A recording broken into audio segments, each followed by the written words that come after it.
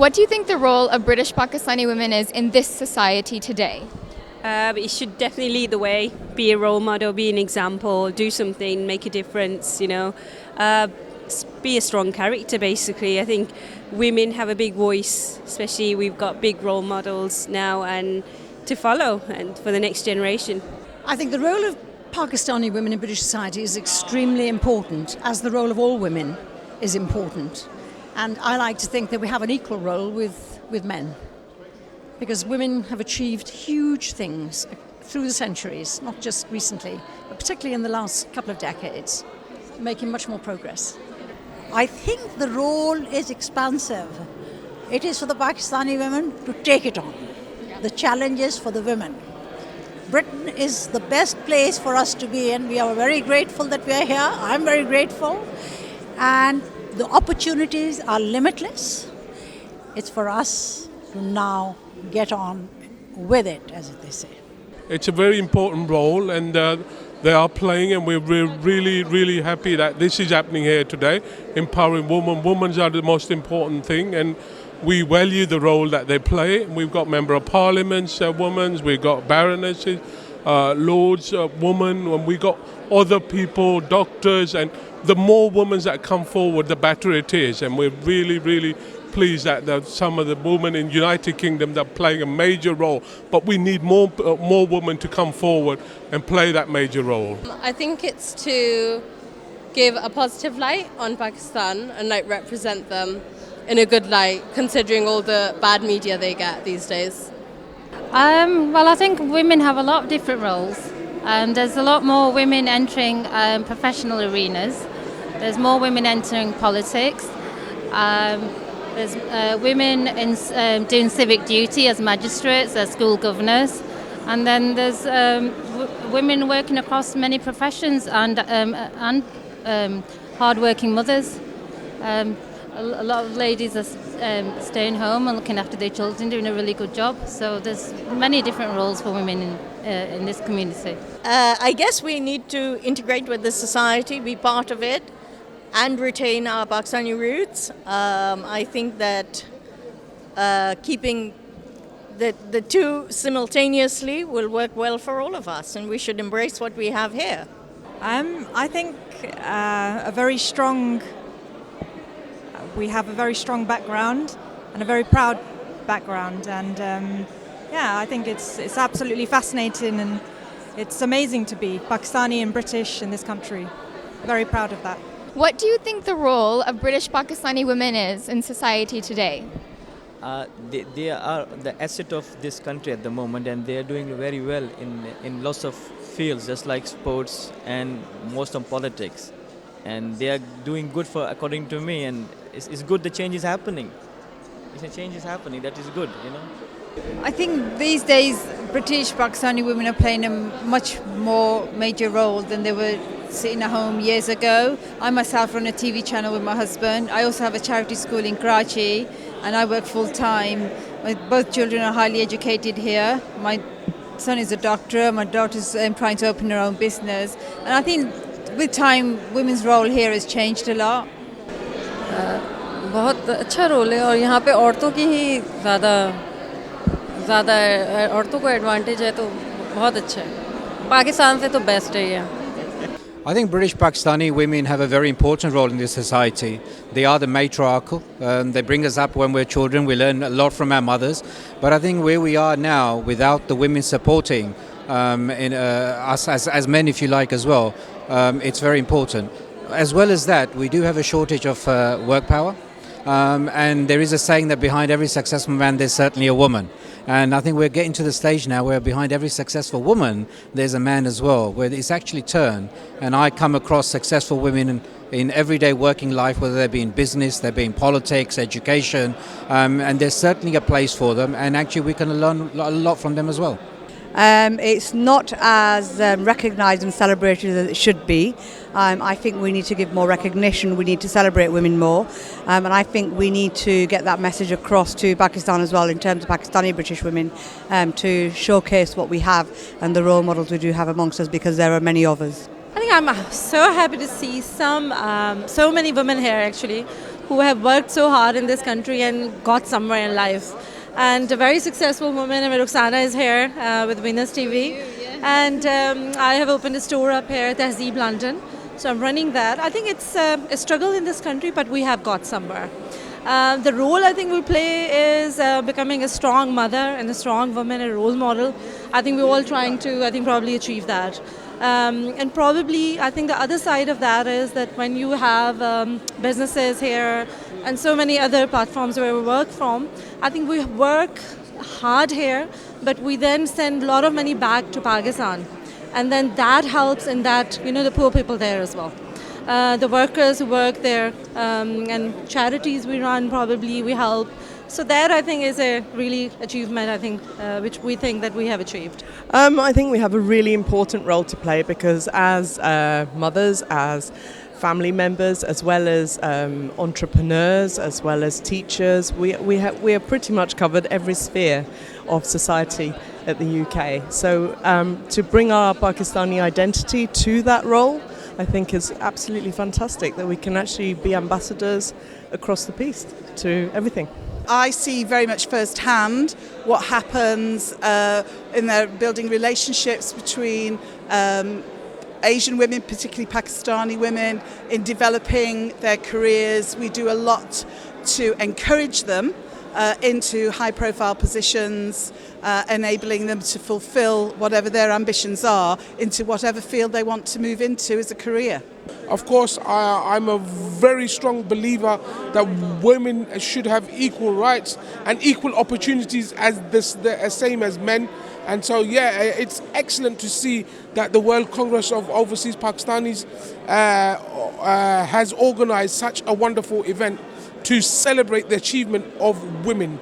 I think Pakistani women have got a lot of role to play in the British society today, as they have always, in my opinion. In any field, Pakistani women are there, whether it's the field of fashion, designing, whether it's medicine, whether it's law, they are there, hands in hand with any other diaspora of overseas origin women. Pakistani women have enjoyed a good sort of forum because of the fact that they have got role models. Like, we have to just look back into our history. We're the only country where a woman prime minister has ruled. So I think that just whether you belong to the PPP or any other Imran Khan party, that doesn't matter. The fact is that the Pakistani women have that in themselves, that a Pakistani woman can go to any limits that she wants to.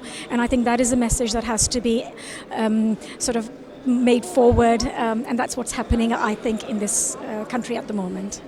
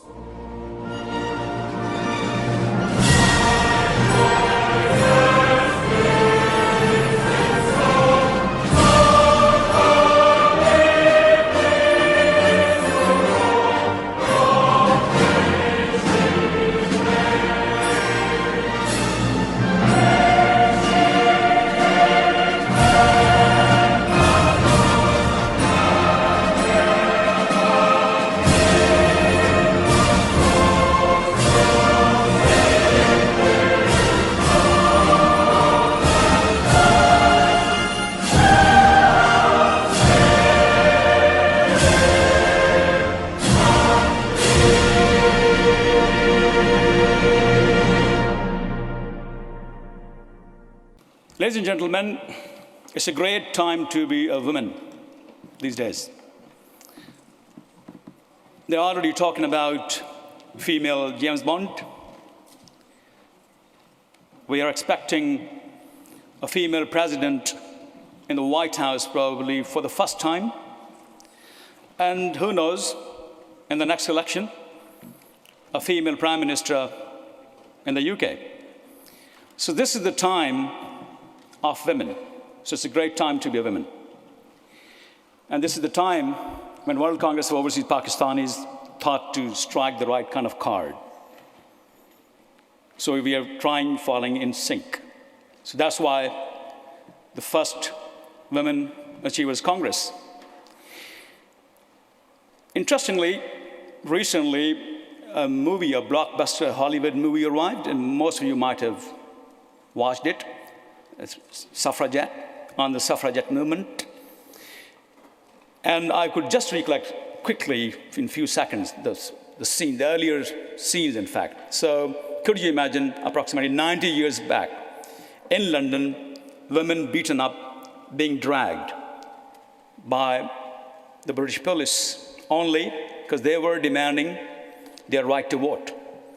And one person says in the movie, the dialogue goes like that, oh, if it goes like that, then if they get their vote, then they're going to ask, then they would like to become lawyers, then judges, and decision makers. And just look at it now. In 90 years' time, this is the time when we have people like yourself, the judges, the decision makers, the lawyers, and it has already happened. So 90 years, such a huge leap. So I think let's give a big round of applause for all those people, in fact, who struggled and who made it possible. And today in this hall, we are here for a particular reason.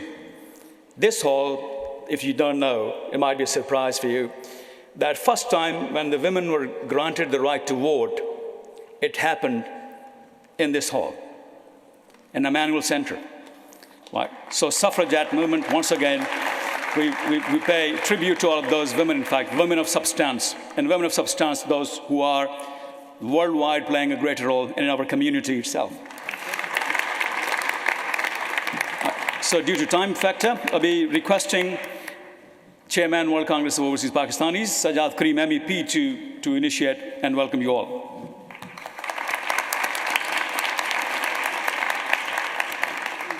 Today, this evening, the World Congress of Overseas Pakistanis has arranged this event simply and only to recognize and celebrate some of the British Pakistani community's highest achieving women. And may I thank Sohail Chugtai and his team here in the UK for ensuring that they had the vision to bring this forward. Of course, Home Secretary, we know from your own political past that you are somebody who recognizes that diversity is the United Kingdom's biggest strength. And we're at our strongest when every section of our society is achieving its full potential. And in a lean, competitive world, an isolationist approach will undermine a great nation. And indeed, the United Kingdom's future lies in leadership on a global stage. And that is why we must ensure that our own leadership talent here in the United Kingdom is developed to the fullest. And certainly, the British Pakistani community has always played its full role in making Britain great. I thank you, Teresa, for the very personal way in which you have dealt with our organization and for your support in giving so much time in coming here this evening.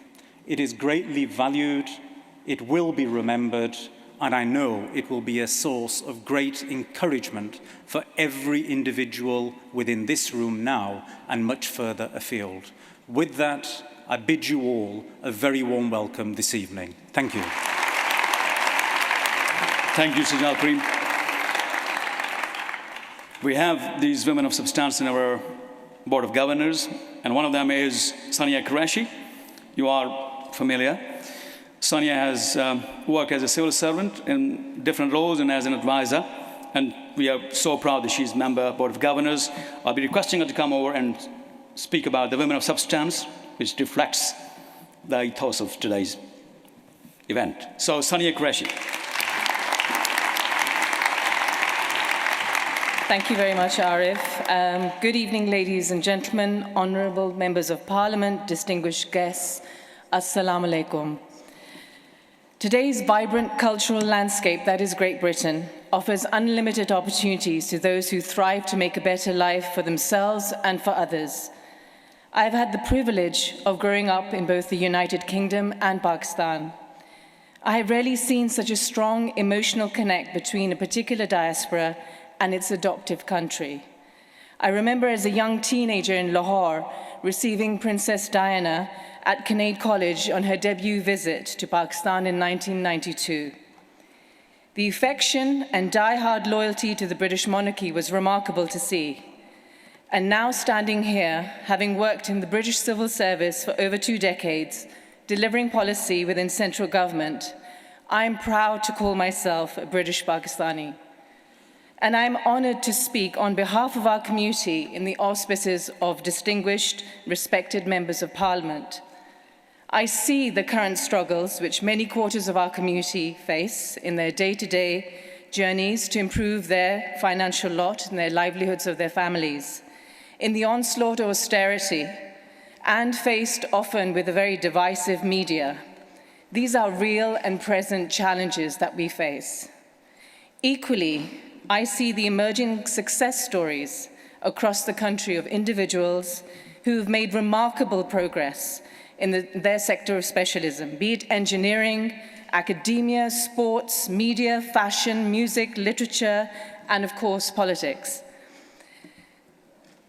The British Asian entrepreneurial contribution to the UK's GDP is estimated at 6%, whilst we only make up 4% of the overall UK population. And a little-known fact, that tucked away in the wee hills of Glasgow reside approximately 44,000 British Pakistanis who collectively contribute 20% to the Scottish economy. That deserves a round of applause in itself.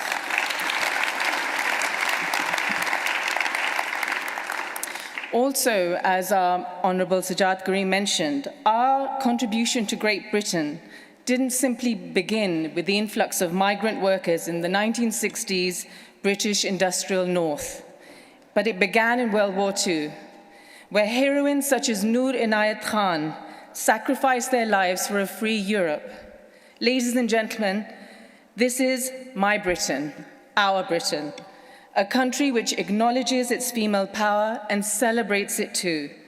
We have the privilege of sharing with you this evening some successful British Pakistani women, and during this evening's panel discussions, they will share their insights, they will share the challenges and their personal routeways to success. I do hope that you enjoyed this evening's proceedings, and on behalf of the WCOP, I thank you all for being part of it. Thank you. Thank you so much, Sania. We have a guest speaker, and she flew from the United States. She is a world record holder. She's the fastest woman on the planet who, in fact, surmounted the 7 tallest peaks in the world. So without further ado, I'll be requesting Vanessa O'Brien to come over and share her view on the women in leadership. Thank you, Eric. Good evening from the fastest woman in the world, so says the Guinness Book of World Records, although I must say I feel dwarfed by the superwomen in this room who have achieved so much for themselves and their community.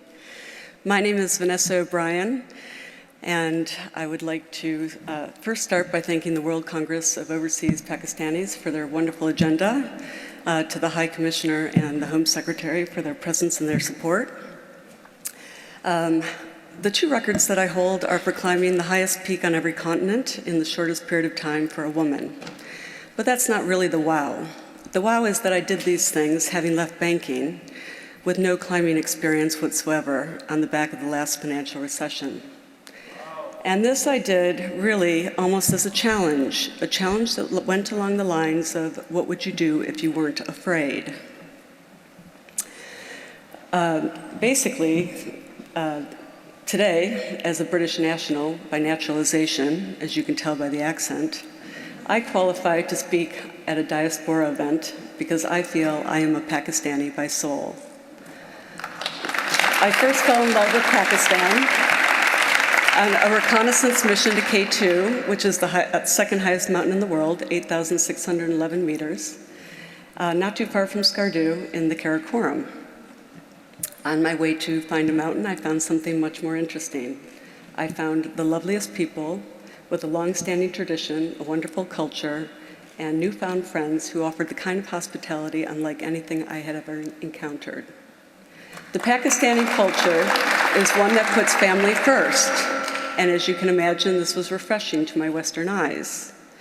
I was in awe of my friend Yasmin, who had left London for Islamabad to look after her aging parents. And this was not without risk. She didn't speak Urdu, and she took a lower-paying job to go there. But she knew she could always come back. For some period of time, I traveled with Samina Bag. Samina is the youngest and only Pakistani woman to climb the 7 summits, including Everest.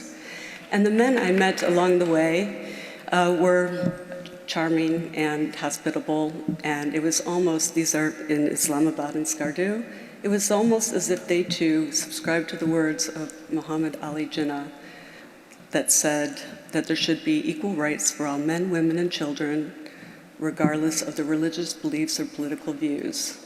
As you can imagine, this is not what the Western press had led me to believe about Pakistan. Now, a lot of tonight's topic is about leading with purpose. And now I speak to the women in the room. We have a mountain to climb. We don't have to start from scratch. We can take Jinnah's words and principles of faith, unity, and discipline. Since it's a mountain, we'll take the proverbial helmet, harness, and crampons. Now, I don't have to tell you in the UK that women represent over 50% of the population. However, forget majority rule. I want to tell you why women must lead. They must lead because the fast-paced digital information world in which we live requires a more feminine leadership style. What do I mean by that? I mean that the leaders who win today are not the command and control leaders of the past. The leaders who win today communicate in an open and transparent way. They admit mistakes, and they use collaborative behaviors to bring together different people to find solutions. They also show respect for different cultures and a willingness to work with different styles. Everything that I just described comes naturally to women, and that makes all of you natural leaders with the possibility to make a difference. Did you know that the percentage of women who have climbed Everest is 6%? That's how hard climbing Everest is. Did you also know that the women that are CEOs in the FTSE 100 is 6%? That means that climbing to the top of the world is as hard as climbing to the top of a company. Maybe we should give women crampons. Now, I intend to go to K2 next year and to become the first British woman to climb K2. I know, thank you. I know that I will do so with the support and well wishes of everyone in this room, but more importantly, I hope that everyone will join me to climb a mountain of their own to help advance the Pakistan diaspora and to eliminate the stereotypes of the past so women can lead from the front. Thank you. Thank you very much, Vanessa. Now the second last speaker, His Excellency Sayyid Ibn Abbas, who is the High Commissioner of Pakistan to the United Kingdom, a veteran diplomat, and one who is really loved for what he's doing for the community. So without further ado, my request, His Excellency Sayyid Ibn Abbas, to speak in League of Extraordinary Women. Assalamu alaikum, and a very good evening to all of you. Right Honorable Theresa May, Home Secretary, Sajjad Karim Sahib, Member of Parliament, Member of European Parliament, Chair of the WCOP, Qamar Azad Sahib, Lords, MPs, mayors, councillors, and very distinguished British Pakistani women and gentlemen.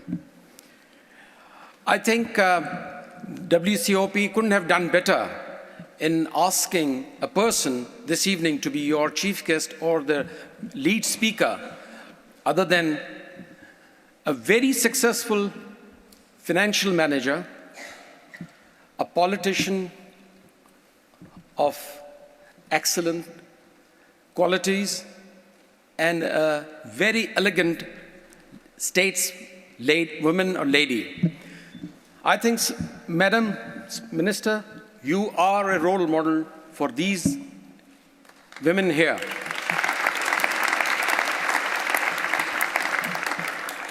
As we are gathered here, let me say a word about our relations between your great country. I would say in one sentence, the relations have never been better. And the last 5 years of the government led by Prime Minister David Cameron, of course, you being one of the leading members of that cabinet, has brought to the relation between Pakistan and UK to a level where I think we can only think of making little improvements which will be inshallah made during the current tenure of your government. You were in Pakistan, I think, a couple of years ago, and I am sure at the invitation of our Minister for Interior, you are planning to go there very soon. So we are looking forward to your visit, because I think whenever such high-level visits takes place, this brings a lot of goodwill between the two countries. I assure you, Madam Minister, we stand ready to walk shoulder to shoulder with the government to make our community as a very useful member of this beautiful country's society. Thank you very much.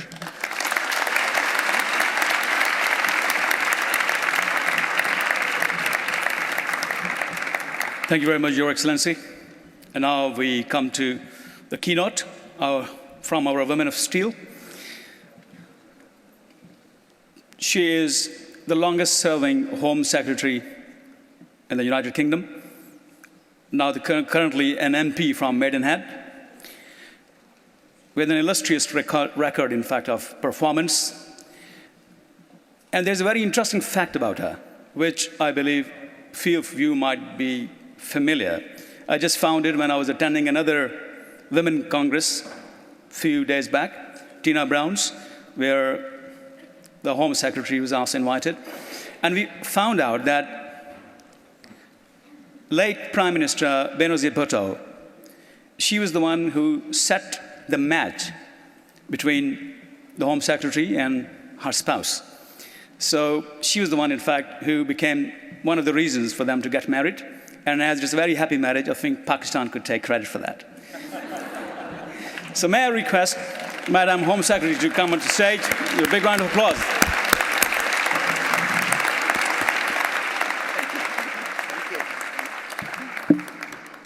Thank you. Assalamu alaikum. And I'm delighted to be at this excellent event and to be among so many women who've achieved so much.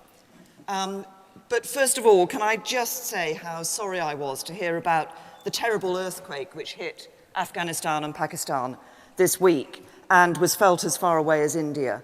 And our thoughts and prayers must be with those who've lost loved ones, the injured, and those whose homes, villages, and places of worship have been destroyed. And I know that the Pakistan Army has launched a rescue and clean-up operation, and the thoughts of the UK are with them as they bring help and comfort to those in need. As you know, Pakistan and Britain have very strong bonds, and we work closely together on many important issues. On the 8th of November, 3 years ago, Princess Anne unveiled a new bronze memorial in Gordon Square. It was erected to commemorate the self-sacrifice of an extraordinary special operations executive agent during the Second World War. That agent was Noor Inayat Khan, and the memorial was the first of its kind to a Muslim woman in Britain, and one of the few around the world. Now, I'm sure many in this room today know, and in fact, the name has already been mentioned, many know of Khan's extraordinary courage. how she was parachuted into occupied France to undertake a dangerous mission, how many of her fellow agents were rounded up, yet she refused to return to safety, and how she held out during brutal tortures by the Gestapo and was executed in Dachau in September 1944. Khan's family originated from pre-partition India. She was born in Moscow and she spent many years growing up in France, but she is a truly British Muslim heroine and one of whom we should be incredibly proud. And Khan's courage and bravery was recognised when she was posthumously awarded the French Croix de Guerre and the George Cross in 1949. But her achievements have not always been remembered, and it is right that we pay tribute to her tremendous contribution to this country. Just as it is right today that this event celebrates and gives British Pakistani women the recognition and acknowledgement they deserve. So I want to thank the World Congress of Overseas Pakistanis for organising the Women Achievers event. In particular, I want to mention Sajjad Karim, chairman of the World Congress of Overseas Pakistanis and member of the European Parliament, Syed Gama Raza, co-chairman and director of Conservative Friends of Pakistan, Dr. Suhail Chugtai, president of the World Congress of Overseas Pakistanis UK, the Board of Governors and members of this organisation. And I want to thank the many British Pakistani women who contribute so much to this country and help make Britain what it is today. And we know there are examples of British Pakistani women excelling in different fields, yet too often their achievements, your achievements, go unacknowledged. And these achievements are in the professional and public lives, but also in the private sphere, as the bedrock of their families, as wives, mothers, sisters, and daughters. Now, I see this contribution in my work as Home Secretary and in my own constituency. And when I stand up in the House of Commons, when I listen to debates and answer questions, I know British Pakistani women are playing an important part in our democracy. Yesterday, I was attending Prime Minister's questions, and on the benches of the House of Commons are more women MPs than ever before. That includes Nusrat Ghani, Tasmina Ahmed Sheikh, Yasmin Qureshi, Shabana Mahmood, and Naz Shah. And in the House of Lords, we have Baroness Varsi, the first female Muslim to attend cabinet, Baroness Mubarak, and Baroness Manzoor, among others. So I'm pleased that we're seeing more women and people from different backgrounds in British politics, ensuring that our democracy becomes more representative. There are also examples of British Pakistani women doing well in academia, in public services, in the media, in business, in medicine, in charities, and in campaigning to improve the lives of people in this country and abroad. And these women are to be applauded and celebrated. But we know too that barriers exist for women that can stop them from progressing and contributing in all walks of life. We must work to understand these better, unlock the potential of other women, and ensure that they also have a chance to succeed. And I hope that by looking at the achievements of the women in this room and beyond, other young women will believe that they can go out, aim high. We've heard of somebody aiming very high this evening, but aim high in your own field and work to achieve your goals. Now, of course, alongside being Home Secretary, I was also Minister for Women and Equalities until 2012. And at the Home Office, much of our work also touches upon the lives of women. From work to protect the most vulnerable in our society, ensure social justice, and tackle terrible crimes such as child sexual abuse and domestic violence. Earlier this year, we passed legislation to strengthen our response to the appalling crime of modern slavery. Incredible as it may seem, millions of people around the world endure terrible suffering living their lives as slaves, denied their freedom and subjected to abuse, violence and humiliation. In the UK, the scale of this hidden crime is significant. We estimate that there are about 10,000 to 13,000 victims, and this figure not only represents people trafficked into the UK, but British adults and children too. The groundbreaking Modern Slavery Act, the first of its kind in Europe, brings in tough penalties and sanctions, as well as important protections for victims, and sends out a very powerful message about our determination to be at the forefront in fighting this evil. In addition to this, we are leading on work to protect our communities from extremism and promote the values that allow us to live in peace: freedom, respect for others, democracy, and the rule of law. And I've heard directly from women who are taking action in communities to address radicalizing of young people that this is something which concerns mothers, sisters, and daughters, and the government is clear that we will do all we can to support them. And I know too that recently there have been sickening, well-publicized attacks on Muslims, but this is not something which has just emerged. Tell Mama, the organisation which records and measures anti-Muslim incidents in the UK, recorded 548 anti-Muslim incidents between March 2014 and February 2015, including 6 cases of extreme violence and 21 assaults. In 2013 to 14, 2/5 of all recorded anti-Muslim incidents had links to extreme right groups. In the past, incidents have included attacks on places of worship, assault, abuse, and we know that women can be particularly vulnerable. This is deplorable, and I am clear that no one in this country should live in fear because of their faith. And the government takes any racially or religiously motivated attacks very seriously indeed. And that's why we're working with communities to draft a new hate crime action plan which will tackle all forms of hate crime, including anti-Muslim hatred. And I've asked all police forces in England and Wales to record separately religious hate crimes against Muslims and members of other groups. And this is the first step to ensuring that we understand the nature of the hostility that Muslim communities face.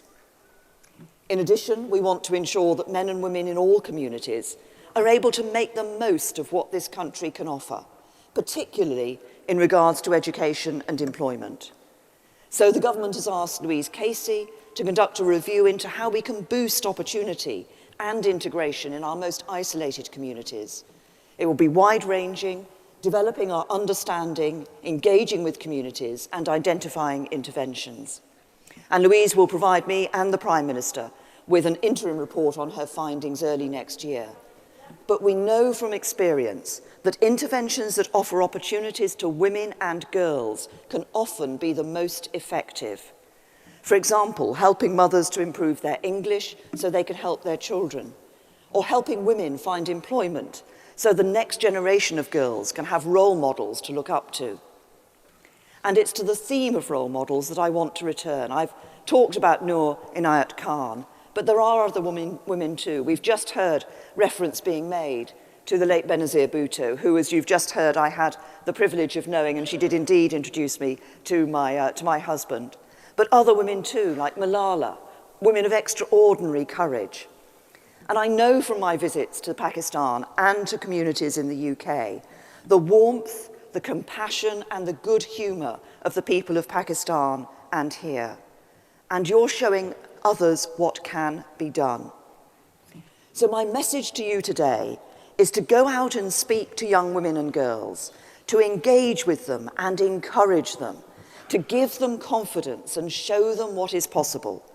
So together, let's help women and girls unlock their tremendous potential, which I know exists. Because I want this to be a country where everyone succeeds, regardless of gender, faith, or background. Where women of all backgrounds can reach the top of their careers. Where people of all faiths feel free to make the most of the opportunities this country has to offer. And where British Pakistani men and women are recognised for their tremendous talents. This is a great country, but as the Prime Minister made clear at the Conservative Party conference, we still have some way to go if we're to ensure true opportunity and real equality. And we must work together to make this a reality.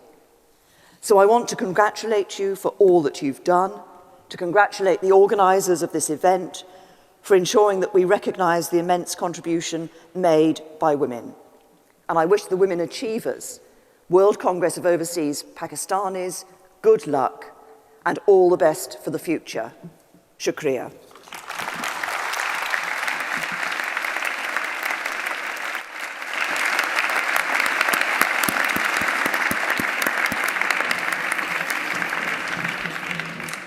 Thank you very much, Madam Secretary. I would be inviting over here Judith Demant, who is representative to Commonwealth from Rotary International. She has something to say about the Home Secretary, and then we are presenting her something for doing something extraordinary. So may I request Judith Demant to join me on the stage.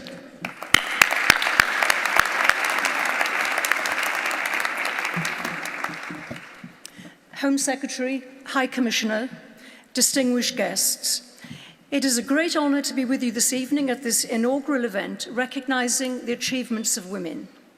As we know, the theme of the Congress is Leading with Purpose, a theme that resonates with Rotary International. As an organisation of 1.2 million members across the globe, Rotary International is proud to sponsor the Global Award for Achievement and Influence this evening. I would like to take this opportunity to recognise and thank the hundreds of women health workers in Pakistan working with Rotary and our partners and who risk their lives to give polio vaccinations to children. Rotary is very proud to support this event, and I am humbled to be among such an illustrious group of outstanding women. The recipient of the Global Award tonight, chosen by the board of the World Congress of Overseas Pakistanis, has throughout her career been an inspirational champion of women's rights and an outstanding role model for young women.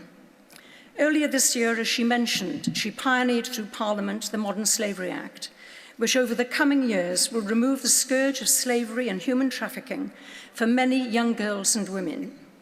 And it is an example for other countries to follow. I'm delighted to announce the recipient of the Rotary Award for Global Achievement is the Home Secretary, the Right Honourable Theresa May.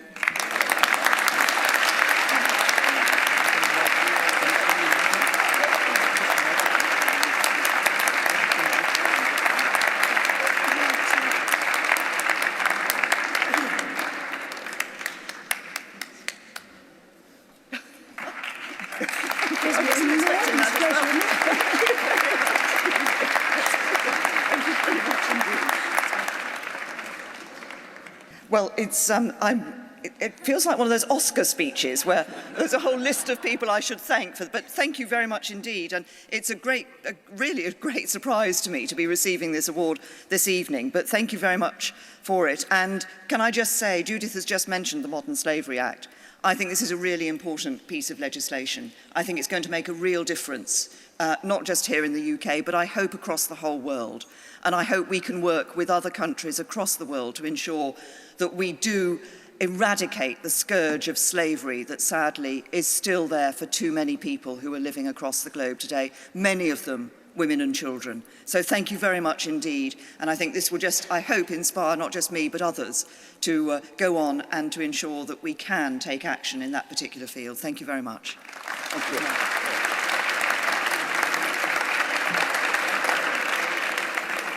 So thank you very much for your presence. We understand you're short of time and you have other commitments. We're grateful.